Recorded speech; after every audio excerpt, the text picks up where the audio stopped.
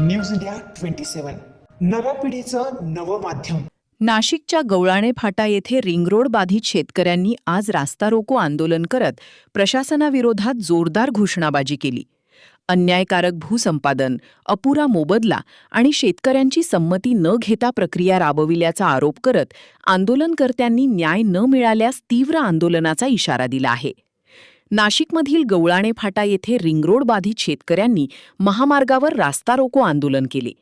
प्रकल्पग्रस्त शेतकरी संघटनेचे अध्यक्ष साहेबराव दातीर आणि कैलास खांडबहाले यांच्या नेतृत्वाखाली हे आंदोलन पार पडले. शेतकऱ्यांनी रिंग रोडसाठी करण्यात येणारे भूसंपादन अन्यायकारक असल्याचा आरोप करत योग्य व एकसमान मोबदला, लेखी संमती आणि पारदर्शक भूसंपादन प्रक्रिया राबविण्याची मागणी केली.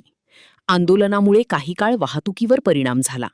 पोलिसांनी आंदोलकांशी चर्चा करून परिस्थिती नियंत्रणात आणली.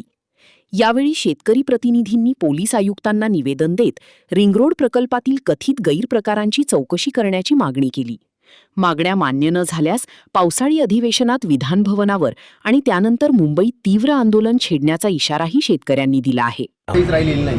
शेतकऱ्यांवरती प्रचंड अन्याय चाललाय. सरकार ब्युरोक्रेसीच्या माध्यमातून डेमोक्रेसीचा खून करत आहे. हा आमचा आरोप आज खऱ्या अर्थाने खरा झालेला आहे. आम्ही पुन्हा एकदा विथ एव्हिडन्स सरकारला सगळे सातबारा दिले. सर्व अधिकाऱ्यांच्या प्रॉपर्ट्या फ्रंटला येण्यासाठी आमच्या गरीब सर्वसामान्य शेतकऱ्यांच्या बागायती जमिनी हा रिंग रोडमध्ये घालण्याचा घाट यांनी घातलेला आहे. गवळाणे आंबेबोवला ह्या गावांमध्ये ऑलरेडी आर्मी आर्टलरी सेंटरसाठी 80% गावाचं भूसंपादन झालेलं आहे. मुळात शेतकरी हा पूर्णपणे उद्ध्वस्त झालेला आहे आणि अल्पउदारक शेतकरी आहे. परंतु सरकारला शेतकऱ्याशी काही घेणं देणं नाही. यांना फक्त बिल्डर आणि भांडवलदार आणि यांचे स्लीपर पार्टनर हे लोक मोठे करण्यासाठी हा रिंग रोडचा घाट यांनी घातलेला आहे. आम्ही मुळात या गवळाणे आंबेबोवला या दोन गावांमधून जवळ जातो. याच्यात 1 इंचसुद्धा जागा आम्ही सरकारला देऊ शकत नाही. कारण DP आणि TP प्लॅननुसार जर यांनी रोड केला तर आमचं काही एक म्हणणं नाही. आणि हे चुकीचं नॅरेटिव्ह पसरवतात की शेतकरी विकासाला विरोध करतात.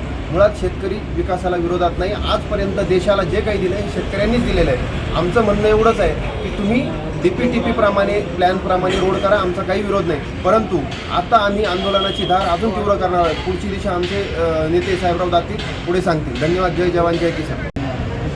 आज आम्हाला पोलिसांनी जरी इथं उचलून आणलं असेल, परंतु येणारं जे पावसाळी अधिवेशन आहे 22 जून, आम्ही नाशिक ते मुंबई मोर्चा काढून विधानभवनाला कशा पद्धतीने घेराव घालणे येईल याच्यात गावागावात बैठका घेऊन आम्ही त्याची रणनीती आखणार आणि या सरकारला दाखवून देणार की तुम्ही रिंग रोड कसा करतात ते आम्ही बघू.